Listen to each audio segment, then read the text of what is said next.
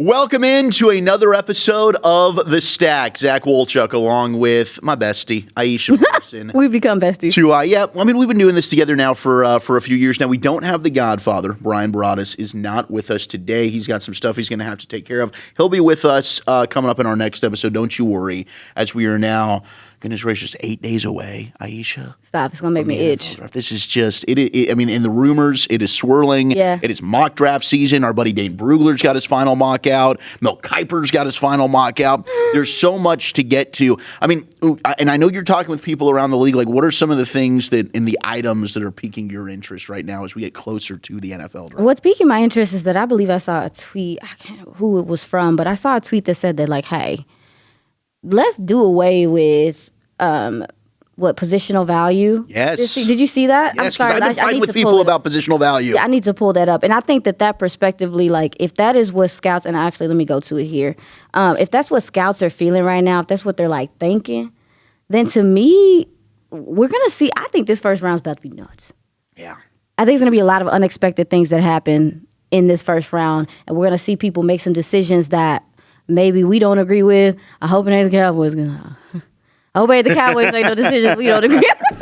Well, I think, and we'll get to some rumors coming up here in a little bit of, like, if the Cowboys get stuck at 12-20, kind of where I think they might go, and you might not like it. Please. Cowboy fans might not like it. Please. Oh, and to verify, that was from Peter Schrager, the tweet. He said that text from a respected NFL GM in response to a heated discussion we had on the Schrager Hour over whether a team can really take a safety downs in the top 5 in 2026. Throw positional value out this year. Food for thought. Good thing you guys watched the stat because you've been knowing that. Period. I gotta clean this up. I'm sorry. Oh, hold on. Bless you. Put it on me. Put it on me. Zach, put the camera on me. Zach, put the camera on me. Don't look at me. Okay, you can look at me. I ain't got nothing to say why he's doing whatever he's doing with his nose, but poor guy. It's the pollen and then the allergies. I'm praying for all of y'all. Thank you. Oh. I think we're okay. We've turning the mic back on now. That was, thank goodness we have editing. And maybe Zero keeps that in there. I don't know. But that was uncomfortable. I think we do got to keep it. I'm so sorry about that. I had a moment, but I think that you're right when it comes to, let's get back to the positional value. Yes. I'm going back and forth with people on this because, like, Sonny Styles and Brugler and Mel Kiper today have the Cowboys going up to 6 with Cleveland. And Iisha, do you recall a show that maybe had this whole trade-up scenario with the Cowboys and the Browns to 6? Possibly. We might have done it here. If you speak this into existence a little bit, No, maybe? it's making me itch a little bit, actually. Like, it's making me scared because it's like, are we too right? I know. Yuck. It's crazy. So I think a lot of this is going to come down to what do the Giants do at 5, right? The Giants, I think, are going to take a Styles or a Downs, both Ohio State kids.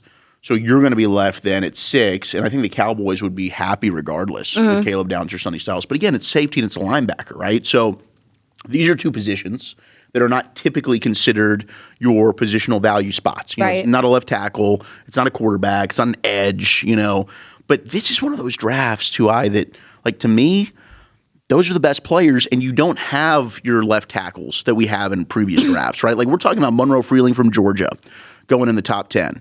Today there's rumors about him. Mike Garafolo has put it out there. I saw him in the top 15. Yeah. So, like, our team's going to say, okay, we're going to reach for our traditional positions that do go in the top 10. You've only got one quarterback in Fernando Mendoza that's going to go. Typically, you'd have multiple there.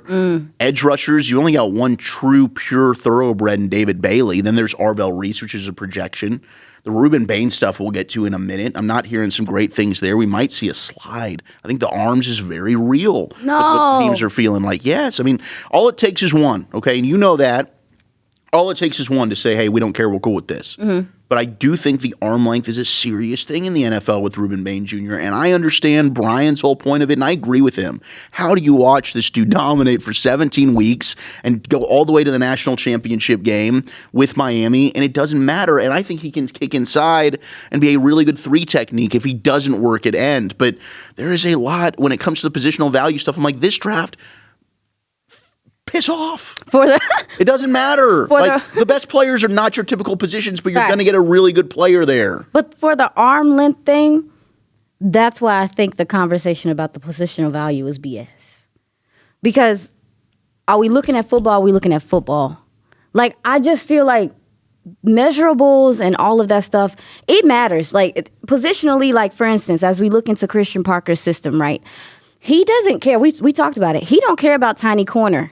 But he does want his linebackers to have length because they need to be able to take up space, because the defense, a lot of it is manipulating what the quarterback thinks he has for spacing. So for me, I get positionally and, schematically, some guys need to be a certain way. Like, you want a boundary corner to have length. You want them to be able to use the sideline and all that stuff and blah, blah, blah. But if a dude can freaking play, if he has the natural ability, and even so, when you look at somebody like a Reuben Bain, and I know you've seen this in film, you can tell when guys know their limitations, right? Sure. Like, and I think that shows IQ. So it's like, how are we evaluating this? This is why I think that the positional value thing is BS, because it's like, well, linebacker can change your whole defense. I know. How is that not valuable? How's the mic, the person that is like the anchor from the booth to the field? How is that not valuable? I don't know. I've thought it was BS since I'm a baby. I thought it was BS since I first got here, but now it's just confirmed BS. No, you're 100% right. Like, at the end of the day, like, what's your job when you're drafting? It's to just draft the best football player. Right. And I can draft, hey, Monroe Freeling, because my fan base is telling me I need a left tackle, and that's the positional value I should take in the top 10 over Sonny Styles, who's a linebacker. But if Monroe Freeling turns out to be a bust and Sonny Styles turns out to be the next Brian Urlacher or Fred Warner, you're going to look back at it and I'm not going to have a job, right? So it's like I want to take the best player. And to me in this draft, that's just what it is. Yep. Sonny Styles, now, I can't wait to get Brian back with us. Brian has Sonny Styles as his 16th best player in his stack. He does not have a first-round grade on him. And I'm stunned by that. I've got Sonny Styles as my 6th best player right now. I think he's the best linebacker because I've got Reese as an edge. We'll debate Brian about that, but I think, to me, if you want to ensure that you're getting one of these top defensive prospects, like Arvell Reese, if you moved up, you can maybe get him at 3 with Arizona. I don't think Dallas is doing that. A pinky toe, an eyebrow, a piece of your kidney. Yeah. I ain't doing all that. Yeah. And so I ain't doing all that. You're looking at Downs and Styles, and those are your next best players, because it does sound as if Bailey is going to go 2 to the Jets, or it could be Arvell Reese, the edge out of Ohio State. But to me, like, Sonny Styles is such a difference maker. And I love the fact, like, and you've said this as well, and it stuck with me, like, let's look at what these guys can do. Sonny Styles is scratching the surface of his potential as a linebacker. He's played the position 2 years. He's converted safety. And I love, and Caleb Elam-Zor from TCU was the same thing I saw with him on tape. You can see these guys every week getting better, and it's like clicking to them. Week 1, you watch Sonny Styles against Texas. The shed, to be able to get off blocks, to be able to work his angles, avoid offensive linemen that are climbing to the second level. Like, you can see with him, it's not quite as there. The processing's not quite as fast. When you watch him every single week, he gets better and better. And it really came to a head in the Big Ten championship game against Indiana, where even though Caleb Downs, you guys know how I feel about him. You definitely do. My number 1 player. But Sonny Styles was the best player on the field in that Big Ten championship game. Now, Miami, I get it. It was not good for anybody not named Caleb Downs on that Ohio State defense. It was dusty for everybody. But I think Styles is, today, freakishly athletic, can cover. I think is super smart, can wear the green dot. Like, he's everything that this defense needs in Dallas. If you're going up and you get him at 6, if the Giants don't take him, I think he's going to be a tremendous fit and a tremendous player for Dallas. What do the Giants need more? I've feel like linebackers should be at the bottom of their damn list. Even though they shouldn't be taken for need, but I'm like, I feel like their offensive line and some of the other things that they've had going on would be more of a concern to me than what they need defensively. So, because I think it is important that we find out what are they feeling. I'm gonna go creep on them, on their reporters and stuff, and find out what it is that they are kind of feeling about what the Giants are gonna do. But I agree with you in regard to, as we go back to the positional value thing, and just the shift of this class and what this class is. It's brought up so many discussions of the positional value. Like, have you heard a draft where we've talked about it this much? No, and it's really and just... it was this controversial to an extent, and there was so much difference in opinion. Yeah, and I think it's specific to this draft because we've been spoiled, and you've had very much so. A lot of good tackles. You've had, I mean, heck, 2 years ago, I mean, you've got Caleb Williams, you've got Jaden Daniels, you've got J.J. McCarthy, Michael Penix Jr. You had all these quarterbacks, Drake May, that ended up going. You got one quarterback we're talking about. Ooh. Left tackles, it was Joe Alt, Olu Fashanu. Like, you had tons of guys that were going in the top 10. You just don't have that. You got one quarterback. You don't have any left tackles. Your best lineman is Francis Malinois, who's a right tackle. Spencer Fano from Utah, who's a right tackle. Like, teams are going to prop up Monroe Freeling from Georgia, Caden Proctor from Bama, Blake Miller from Clemson. Are these guys really – and they can still be good players, don't get me wrong. There are traits and there's things that I like about all these guys. But in a traditional draft that we've seen in years past, they're not going in the top 15. And if teams are going to bolster these guys, shut your ass up about positional value when you talking to me. Because then you contradicting yourself. Yeah. Honestly, that's how I feel. I'm like, if you guys are looking at these gentlemen and are like, oh, yeah, like, I have to get this guy because, I'm so used to offensive linemen going in the first round, then I don't want to hear your mouth. No offense. Okay. I'm going to get into... About to get messy, ain't you? A little bit of buzz, a little bit of rumors. Okay, right. This is what we do here on the Stag. All right. We, as Brian's always said, going back to the draft show, we investigate, we educate. I'm going to share just some things that have been floating out there. Now, this is a tough time of year because it's like... You got to sort through the BS and the smoke, and you don't. But just talking with enough people that I trust and hearing it from more than one person, I feel confident enough in saying I don't think the Cowboys would take Ruben Bain Jr. if he's on the board at 12, the edge out of Miami.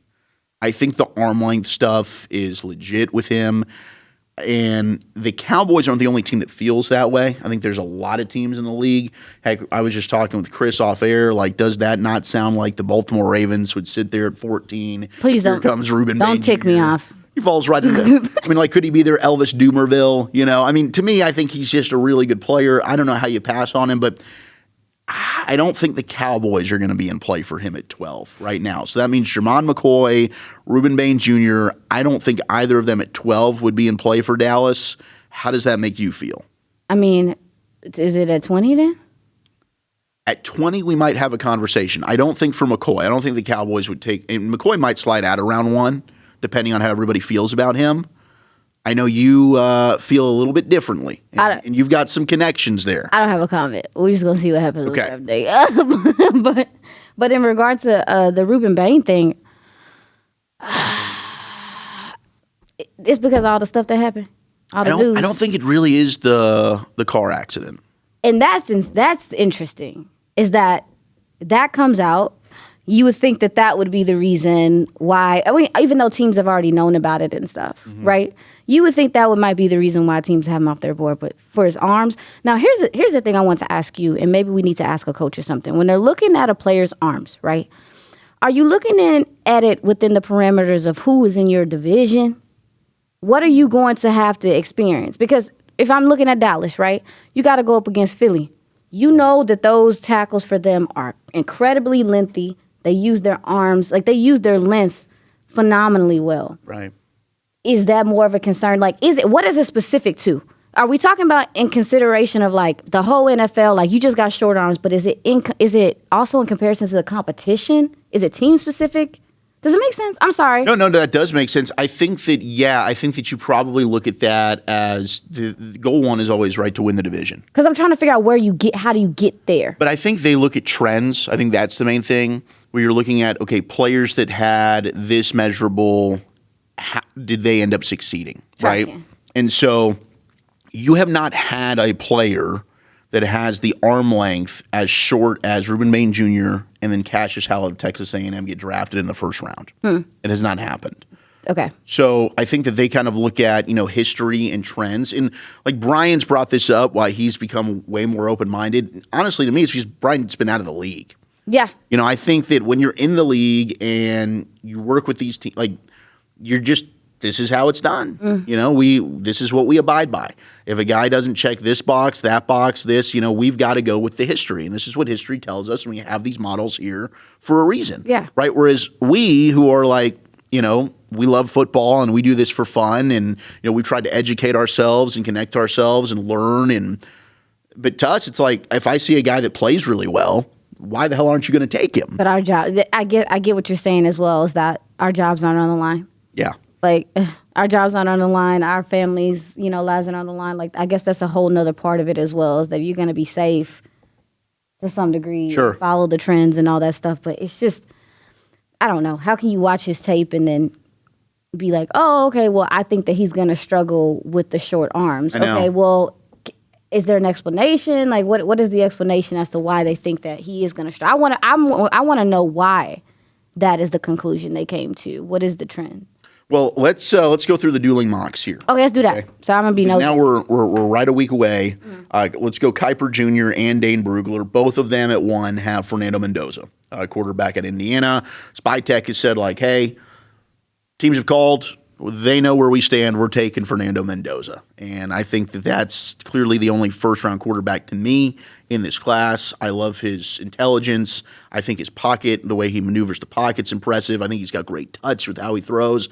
Does he have the strongest arm in the world? No, like compared to Drew Aller in this class and others. But to me, he steps up in big moments. He thrives under pressure. He's kind of sneaky mobile. I saw some comps to Joe Burrow, and at first I'm like, nah, but Burrow also, like the way that he's able to step up and slide and be able to kind of avoid and navigate pressure.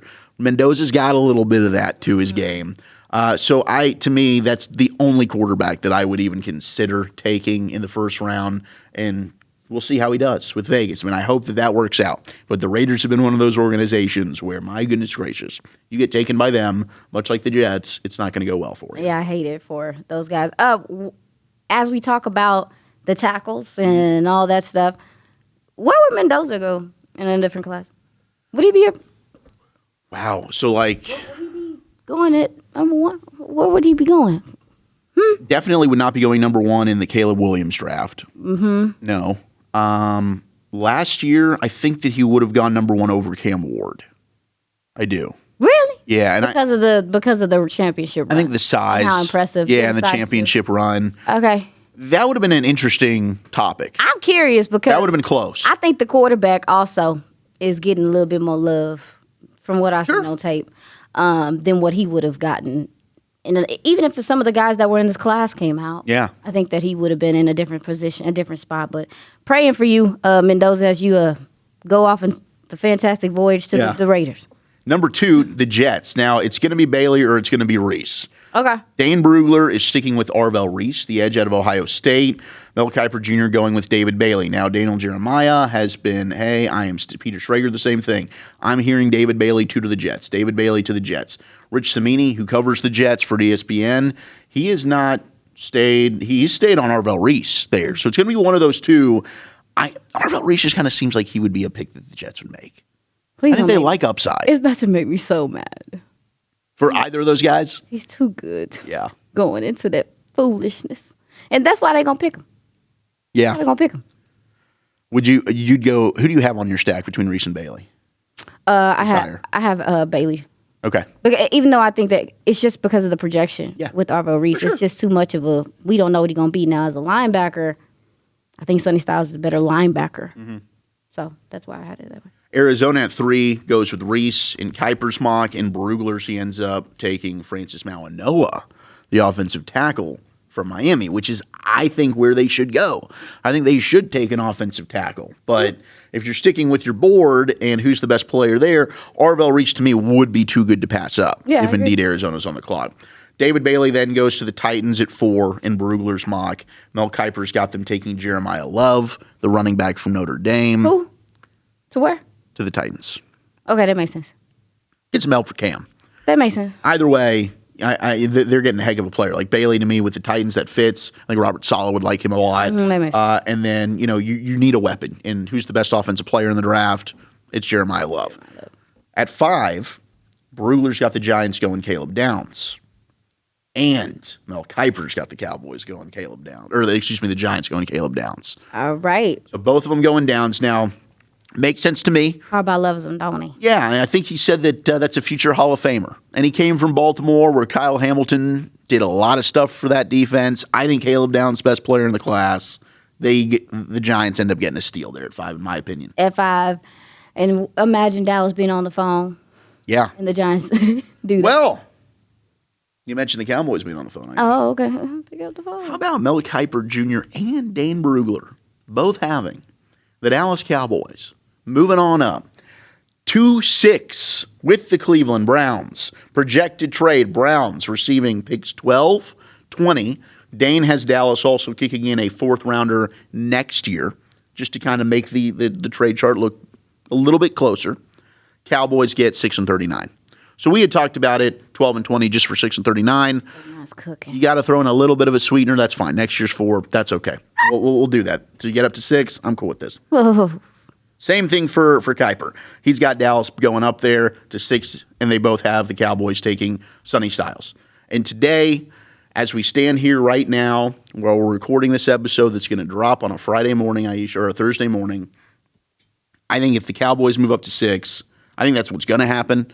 I think they are going to trade up in this draft. I think it's going to be Caleb Downs, the safety from Ohio State, or Sonny Styles, the linebacker from Ohio State. If they stay at pick 12 or 20, I think right now today, you're looking at the edge at Auburn, Keldrick Falk at 12, and then Colton Hood, the corner from Tennessee, at 20. Just reading the tea leaves, just trying to put together as much as I can here. I think that's what's going to happen. But I'm going to put it on the table and say that Dallas is moving up. Mm-hmm. I think Cleveland's clearly the team that wants to get out of there the most out of anybody. Mm-hmm. And if you're able to get 6 and 39, sign me up, because I love the options at 39 that you're going to have. Mm-hmm. And going up to get Sonny Styles, to me, is filling a massive need. I think you're getting a player that could turn into an all-pro in the best of his position. I'd be very excited about this, but I know there's Cowboy fans, there's people that are going to be commenting on YouTube. No. Why are you trading up to get a linebacker, Iisha? Because it's this draft, and you need a linebacker. And also, too, the linebacker, I also feel like as you said before, he can wear the green dot. We've heard this coaching staff defensively talk about, they want guys that can play, but they need smart gentlemen. And as we talked about earlier in the process, I was like, we were, clamoring for a linebacker free agent to come in, which might still happen, to don that mic. But I wonder if Dallas is, they're okay. We were saying, what if they're okay with a rookie? Yeah. What if they're okay with a young guy? What if they met with all these old guys and they was like, you ain't got it, brother? Which sounds crazy, but they might be that picky. Maybe they being picky like that. So for Sonny Styles to be here, I would be fine. I would love it for the 6 and the 39, because I do think that 39 pick is going to be super valuable, rich. I mean, do you think that Anthony Hill Jr. would be there? At 39? Yeah. Yeah. But you wouldn't need another linebacker, but I'm just saying, I think he would be there. You could. Especially you if you were able to get a Downs, and then I would be cool with that at 39. But I'm just saying, I think that's going to be rich. We talked about trying to get back into that second round. This is a great way to do it. You still got that 3rd round pick. You are setting yourself up. Now, that 4th round pick, I know that Zach said he don't care. I do. Dallas be giving away 4th round picks like they just some candy that you get at the bank. Yeah. No, I mean, I'd like, ideally, I'm trying to keep all my picks. But just to get up to 6. It makes sense. Yeah. It makes sense. But I also do think, stop giving away these damn 4th round picks like they candy. Yeah, it's like the quarterbacks. Because it be hurting you. It be hurting. It hurts. What year was that? It killed you with the running back class that 1 year. 2 years ago for the Trey Lance pick. Yeah, toe you up. Because it just was a run on running backs, and you couldn't even get one. You just had to sit there because you just gave away your 4th round pick like it was nothing. So anyway, I know you ain't mad, but that's going. I get that. It's going to irk me a little bit. So just from the Cowboys' perspective here, at 39, where they end up getting the Cleveland Browns pick in the 2nd round, Dane Brugler has them selecting Traden Stukes, the defensive back from Arizona. So you've got Sonny Styles and Traden Stukes, or Mel Kiper has the Cowboys going with T.J. Parker, the edge from Clemson. So you get Styles and Parker, or you get Styles and Stukes. Say it one more time. Styles and TJ Parker. Or Styles and Trayton Stukes. I mean, I like Trayton Stukes. To me, it's, I mean, TJ Parker, what do you think about TJ Parker? I think I asked you guys this the other day. I said, what is it about so many of like this? That's another reason why so many conversations have been had about this class is that you go look at the tape, 23, 24 for some of these guys, but some of this 25 tape was so underwhelming for some of these guys. Now, I will say with TJ Parker, he did get a little bit more attention. I think that, schematically there were some changes they could have made to benefit him. I think his motor was still there. I mean, I saw the effort. I saw all of those things, but it just didn't seem like I was looking at the guy the year before. He had a plan, had a pass rush plan. I felt like, I don't know, I just felt like you could see him mentally processing during the game. And then you look at it 2025, he's disinterested sometimes. Mm-hmm. Does that, did you get that vibe? I agree with you 100%. And I remember, and in fairness to him, I remember in the draft when Will Anderson came out, I felt that way about him. I felt like, yes, the tape's amazing, but as you look within the tape, there's times where you just be like, dude, are you bored? Are you okay? Yeah. And I think that is a real thing. I actually got to catch up with him in the airport. We were on the same flight coming back from the combine and had a private conversation with him about some of the stuff that I did see on film. And that does happen. Yeah. Guys actually do experience, and then we've seen what he's become, but guys do experience boredom, frustration, all those things. Not saying it's okay, but that's what I think it was from him, effort-wise. I didn't think it was physically. I thought it was more, I'm not locked in the same way. Right. Why do you think that might have been? Well, and the season just didn't go the way that Clemson envisioned. That's another thing, too, is the being bogged down of, the disappointment of the season. And we've seen guys still perform despite the fact that their team was meh. Mm-hmm. But as a defensive end, you are at the mercy of, other people as well. So it's like, I don't know. I'm not trying to make excuses for the dude, but the tape the year before and in 2023 was good enough to where I was like. No, it's really good. I mean, he had 11 sacks the year before. I think it was 5 sacks last year. And it is, to me, it's a concern because it's like in the NFL, you're going to lose a lot. Well, and I think that goes back to, too, the context. As we talked about at the beginning of the season, it's like, okay, well, let's go see. Is it coaching changes, schematic changes? I mean, injuries, all those different things. Did you find out anything when you looked that made you say, okay, well, maybe this is the reason? What did you come to the conclusion what the reason was with TJ Parker that you saw such a drop-off? Yeah, I mean, I think it was an entire team issue because Peter Woods, his teammate, was a similar deal. So I think that there had to have been some frustration with how the season went. And maybe you do have kind of one eye peek into the future, I'm going to the NFL, But again, it's like, the eye in the sky don't lie. I know. You've got to continue to put out your best tape. And what's going to happen when things get tough in the NFL and you have a 5-12 season? Because it might happen to you. And you might have good people on your team. But if the quarterback go down, are you still going to have that? We've seen it. And that, again, that also might be a reason why guys fall. You might fall because of your attitude. You might fall because people are that confused as to why, you could do that. But like you said, I think this is more of a team thing. And I expect for scouts to know that because outside of that, he is a good player. I think I got a second on him. I don't got a first on. No, I don't either. I've actually got a 3 on him. I have a late second. I know. It's tough. Late second, and the late second is because of the prior tape. Mm-hmm. But I think that there's other gentlemen in this defensive end class before him that I think I'm with you. I would be more comfortable taking there. I don't know. He's just kind of he's an edge. Yeah, he's physically he's got what you want. No he's question. An edge. He's. But I would take Akeem Ezador, Malachi Lawrence from UCF, Zion Young from Mizzou. Is he Falk. Is he the Falk out of? Well, is he? Well, I've got Falk. I think Falk's better than him. I would game on Keldrick Falk before I took TJ Parker personally. Ooh, you that low on him? Yeah, I am. I mean, I've got Cassius Howell, R. Mason Thomas ahead of him. I mean, I would much rather take a Zion Young. Yeah, I love TJ Zion Parker Young. Right now. I'm sorry. Yeah, I hear you. I'm I absolutely hear you. Okay, Now, in the third round, it is Romello Height, who Dane Brugler has going to Dallas. So you've selected Sonny Styles, you've got Trayden Stukes, you've got Romello Height. I think you're doing a great job of filling a lot of needs. Because Stukes, out of Arizona, I mean, that's a safety corner. Yeah, I mean, he can do so much of everything, and he's so feisty, amazing ball skills on him as well. And just the idea of him being here makes me happy because it makes me feel like Dallas is really trying to get back to taking the ball away in that secondary, which they haven't been able to do the last couple of years. I would be over the moon with Stukes, especially too. This dude will come tackle. Yes, This dude will come physical. tackle. Absolutely. And I think his long speed over the top, if he did have to do some nickel stuff, can carry him. I'd be happy with Stukes there.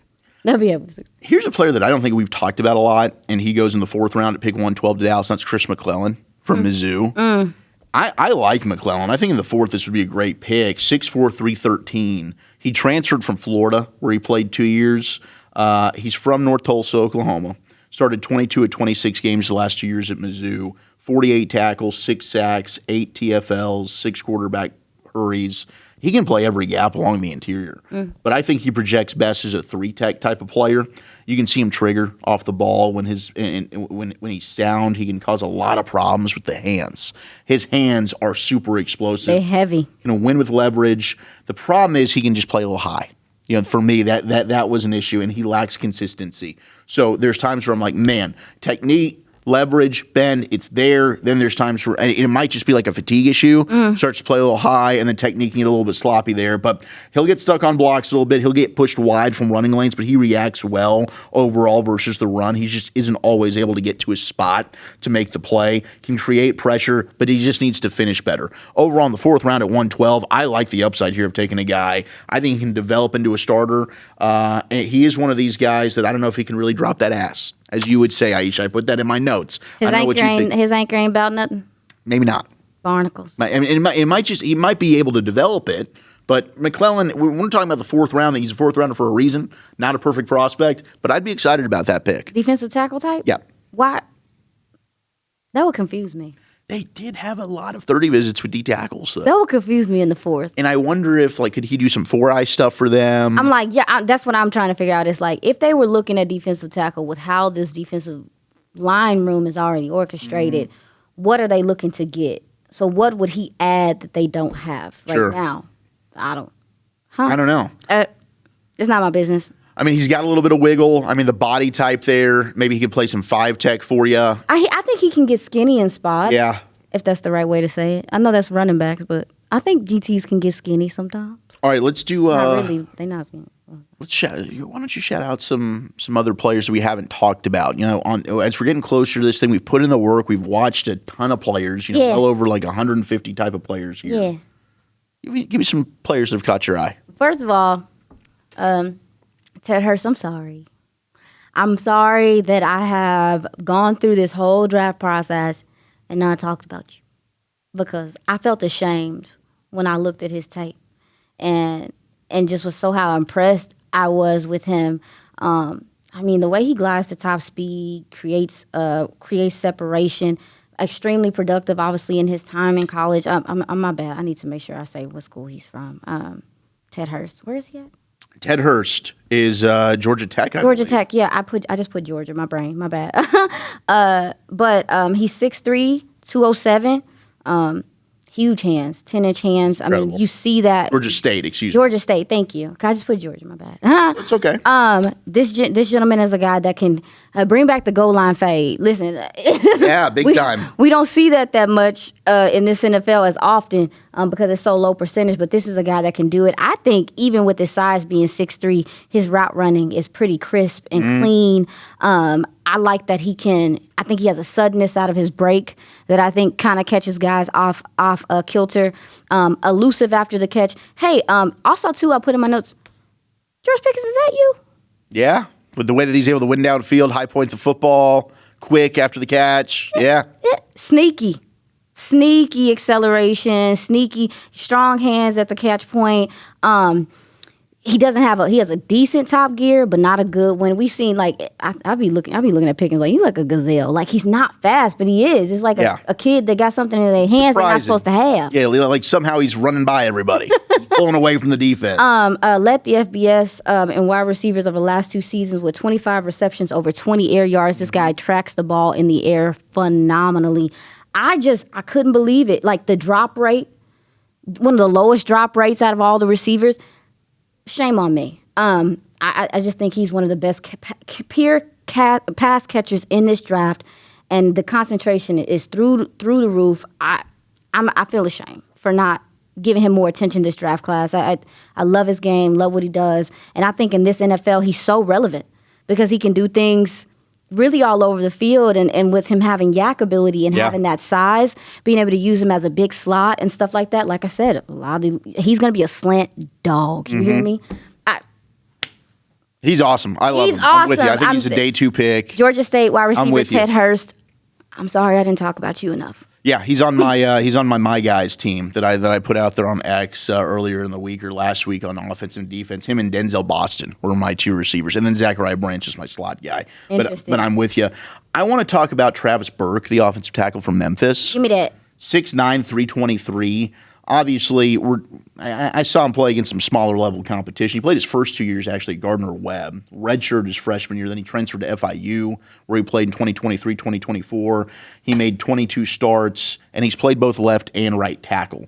Started as a redshirt senior at Memphis, 11 games at right tackle, then had a season-ending knee injury. First team All-ACC. This dude's massive. I mean, He is a huge human being. He wants to bully you. He is a finisher when it comes to finishing blocks. He'll throw defenders around. You'll see him ragdoll some people out there. Very tall player, so sinking his hips and bending, not the easiest thing for him. But he gets a good leg drive through to move defenders in the run game. I think he's very balanced when it comes to pass protection and run blocking. Super long arms, good hand placement, upper body strength's there. He can climb to the second level. I think the movement's there. He's a good athlete, and he's always looking to dirt you, finish plays. Very difficult to get off of. Once he's got his big paws off of you, the sustain, the grip strength, all of that is there. Now, when he gets out in space, I think that he's got a plan. I mean, he's looking to block someone. I mean, he's really impressive with his footwork for how big he is. He needs to refine his technique, though, I will say. And he needs to make sure the hands and the feet are always aligned. There's times where maybe he gets caught off balance a little bit. But I think there is so much to work with here. I've actually got a 3 on Travis Burke. I'm a big fan. Like, out of this offensive line class, I don't love. Travis Burke's a guy that I would definitely take a flyer on. Interesting. I have a linebacker. Okay. I'm about to throw up. Let's go. Actually, I'm very excited about this guy. Red Murdoch. Oh, I love Buffalo. Red. 6'2", 232, and he gonna let you know. Yes. Hey, I'm gonna be here all day, brother. You gonna feel my presence all day. He was one of my favorite linebackers to watch because when I think about the linebacker position, it's supposed to be a punishing position. You're supposed to punish people. This guy does. Extremely physical at the point of contact. Obviously phenomenal production. Had 142 tackles this past year. 13 and a half tackles for loss, 6 forced fumbles, 5 sacks, all over the field for Buffalo. I think that the only thing that I worry about with him, I mean, he diagnoses well. He always seems like he's around the ball. I also like his sideline awareness. There's times too where he knows that he might be beaten. He's just bumping a guy out of bounds. I think he has some limitations with his closing speed and his ability to, really, how do I say that? With his closing speed and his ability to close the gap at times, I think. But his IQ is what really does it. I think his ability to read it, see it, get there, punish you, make you now you're going to be thinking about whether you want to come through that A-gap again. Right. I like that about his game. I think somebody's going to sneakily get him in probably, the 5th round, 4th round? What do you got on him, a 4th? I believe I do. Yeah, I've got him at the top of the 4th. I think somebody's going to get a 4th on him, and he is going to. And another thing, too, is he will put a guard on his ass. He'll put a tackle on their ass. And if you're a tight end, you better pack your lunchbox because he's that type of guy. He wants to run through your face, and I think that to me that tenacity and that attitude is something that you could obviously work with from the linebacker spot. I mean, I think he's more suited as a what do you want him doing? I kind of want him playing. I would like him as a Mike, but I think weak side he could be awesome because Agreed. he is he gonna catch some people blind. He gonna catch some people blindside real bad. I'm with you. Yeah, what you got? Tell me about him. What you think about with him? Red? Red's one of my. He's also on the. He was on my guy defensive team. I mean, you're taking a lot of guys that I love here. My bad. I'm stealing. No, you're good. No. I think I might have talked about him in one of the episodes when you were out. But Red Murdoch is just a playmaker. Like him and Jacob Rodriguez in terms of just being able to get the football and force turnovers. He's one of those guys, 13 and a half tackles for loss. He smacks people. He's going to leave the remember me shots. Motor go crazy. I think the zone coverage is solid. He shows good awareness there. He can avoid blocks really well. But you're right in terms of like, he's not the fastest guy. He's not the most athletic, the fastest guy. The closing speed. Yeah. The speed's not there. The mine is. But yeah, you can see him playing with the eyes. Yeah, and so he's playing with the eyes. I'm sure, like to Cowboys fans, that sounds terrifying because you think about some of the gentlemen that you had, this year. But if Dallas were to take him even in the fourth, if they wanted another linebacker, I would be ecstatic. Yeah, because me too. He's also, to me, like I said last week, I think so much of this draft is not just going to be skills, going to be temperament. What type of attitude did you have? I think Dallas wants to have more tone-setting guys. You lost a guy like Donovan Wilson, who was. Well, we haven't re-signed him, who is a tone setter. So you need more guys like that. This dude can do it. And his name is Red. I know. It's cool. Red Murdoch. And it's Red. Let's go. Let's make this happen. I'm trying to go through. I put out a tweet like who are some players that fans want to hear more of. Some of them we have talked about on the stack. I'm trying to find one that maybe we haven't. I think Mike Washington's a guy we did discuss. I have one. Okay, go for it. Are you looking right now? Yeah. Okay, I'll give you time. I'll go after you and then we'll close it out. Okay, I got one. Tyreek Sapp out of Florida. Oh, yeah, okay. Yeah, since we're talking about big humans. 6'2", 273. This guy's lower half, dude, is like tree trunks. Have you seen his leg? Very thick. I'm jealous. Yeah. How do people get built like this? How do people get built like this? I want calves. Yeah, man. Just a huge human. He was a starter, so has had quite a bit of experience. 3-year starter at Gainesville. He had 10 sacks, 4 forced fumbles, and then he also too. I thought as a run defender, that's his calling card. Obviously, really high motor. Some people would describe him as compact. Yeah. Because of the build, like the compact build is kind of like, I don't know, squatty. Like he's like Brandon Graham, Melvin Ingram-y kind. I mentioned Elvis Dumerville earlier. It reminds me of a frog. Okay. I know that's not the right way to look at it, but like how frogs kind of like froggy. Stop. Anyway, he has very heavy hands. I think that he really wears on guys over the like course of a game. I think his upper body strength does it for him. He's balanced where that lower half is not something he just relies upon. You see that with a lot of guys that have like really strong lower halves. Yeah. Like you were talking about, that can drop that ass. Their upper body strength sometimes is lacking. This guy don't have that. I think he's a stout run defender, and he can really dig guys out of those gaps and extend and shed. I think he can go inside. I think he can go inside. He's a tone setter. He can set the edge.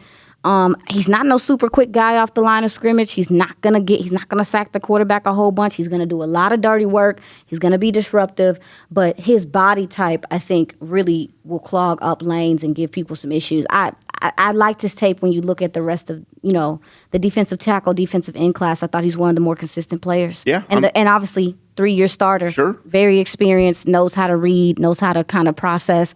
Tyreek Sapp out of Florida. I like that. That's a good poll. David Igbinosun from Ohio State's kind of become a forgotten corner in what is a really good corner class. I know people have commented and wanted to hear a little bit more of him. Now, he's a guy that has started a lot of football at Ohio State, 3 years for them, and he transferred from Ole Miss. He's going to be 24 too. Yeah, a little bit older. Tyreek Sapp is going to be 24 when the season. Okay, see, I mean, that's kind of like little class is looking like. I know, it's the senior citizenships. Yeah. We're coming in older. We're ready for that, the senior discount there. We're going for that 5:30 supper. But bye. David Igbinosun, though, 6'2", 189, started 53 of 56 games, which is a college career. To me, he recorded 22 PBUs. That's the 11th most in school history there at Ohio State. He's a guy that's around the ball. First team All Big Ten, freshman All-American in Ole Miss in 22. He was the top-ranked player out of New Jersey, coming out of high school. Super physical. I mean, he's one of the most physical corners I think you're going to watch in this class. Now, that can be a problem, though. He'll get flagged. You know, he's a guy that PI, grabby, defensive holding, illegal contact. He's got to watch out for some of that stuff. But he's press man. He will come up in the run game on a consistent basis, sure tackler, but it's the grabbiness. But he's a guy that plays with good feel and awareness to diagnose the screen game. He can close well downhill, uses the long arm to extend to knock down slants, crossers, competitive as all hell. He can get, you know, he's a guy that's, to me, you see how he loves the game when you watch him play. And I like that. And I've got a 3 on him. I think that this is one of those corners that has kind of been lost in the shuffle a little bit, but he's just a guy that seems to be making plays, and he would flash and make plays in big games for Ohio State. So, you know, I don't know that he's the most explosive guy. Can he get beat deep? Can he give up to some twitchier receivers? But he's one of these guys that, like, during the college football season, anytime I'd watch Ohio State and they got a lot of defensive players, he'd always kind of stand out to me in a positive way. So if you can just kind of clean up maybe the over-aggressiveness, I think David Igbinosun has a chance to be a really good player. Look at you. Yeah. Look at you. You seem excited. I get excited sometimes. Yeah, I mean, I love as we talk about some of these guys that are, you know, day 3 type guys. As a matter of fact, my bad, Tyreek Sapp, I have a 5th on him, early 5th on him. Yeah, I'm in the same range as you. Yeah, I have an early 5th on him. I love talking about these gentlemen because, you know, guys, there's plenty of reasons why guys fall. You know, sometimes it is, like you talk about, positional value. Sometimes it is the class, because as you get into these linebackers, like Kyle Lewis, you know, some of his tape is, I don't know, like. Kyle Lewis is an outstanding cover guy. He's where he is because the class is so deep. Because there's so many guys, but like, this is a hell of a player. He's just going to go a little bit later. Yeah, and it's just, you know, he's smaller, but he's just always making plays. I love me some Kyle. Always making plays. I love me some Kyle Lewis. But yeah, this is the most fun part of the year for me, of the draft season, is when we really start getting into you find out who's studying for real. Right. I mean, we're going to start going into, like, Charles Demings is another guy that I know people want to hear about. We can talk about him coming up in our second show this week. We'll get the Godfather. We'll get Brian Broaddus back with us on the stack. Hopefully this one went about as smooth as we could have made it. You know, here with myself, Zach Wolchuk, Iisha Morrison. Shout out to everybody in the back who's a part of this. Of course, Zach Rowe, Chris, who's working on this, Jacob Ray. This is awesome. We love everybody here at Crown Global Media, and thank you for making this a part of your day and helping us grow the platform and the channel. Make sure you're liking, make sure you're subscribing, and hey, we got stuff as well in the shop, crownglobalmedia.com. Make sure you're getting the NFL's a Strange Lady shirt. We got our Crown Global merch. We got the Stack merch. Well, this thing is comfortable stuff. too. I just want you to know. Oh, sorry. Exactly. This thing is comfortable too. Thank you, Zach. It is beautiful. All right, make sure you're trusting your eyes, as Brian would say. Until next time on the Stack.